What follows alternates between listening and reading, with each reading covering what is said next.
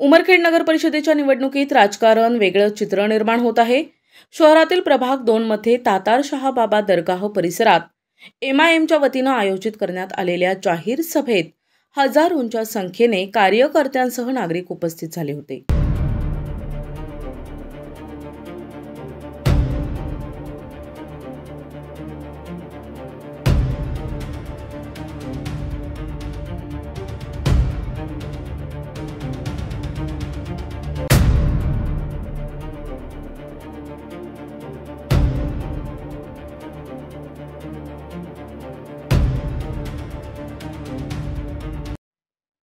पक्षाचे माजी प्रदेशाध्यक्ष सय्यद मोईन यांना ऐकण्यासाठी युवा वर्ग मोठ्या प्रमाणात उपस्थित होता।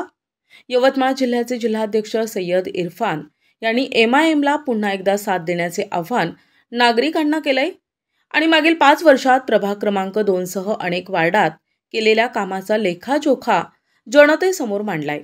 सय्यद मोईन यांनी विरोधकांवर टीका करत मुस्लिम समाजाचा वापर फक्त मतदानासाठी का, मुस्लिम समाजाला संधी देण्याच्या वेळी अनेक पक्ष मुकरतात असा आरोप करत एमआयएमला साथ देण्याचे आवाहन नागरिकांना केलंय।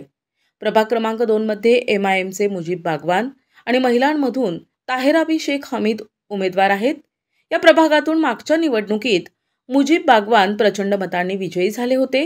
या निवडणुकीत मुजीब बागवान यांच्या कामाचा आढावा घेत पक्षाने पुन्हा प्रभागात विरोधकांसमोर मोठा चेहरा उभा केलाय। प्रतिनिधी Taher Mirza, NTV news Marathi, Umarkhed, Yavatmal.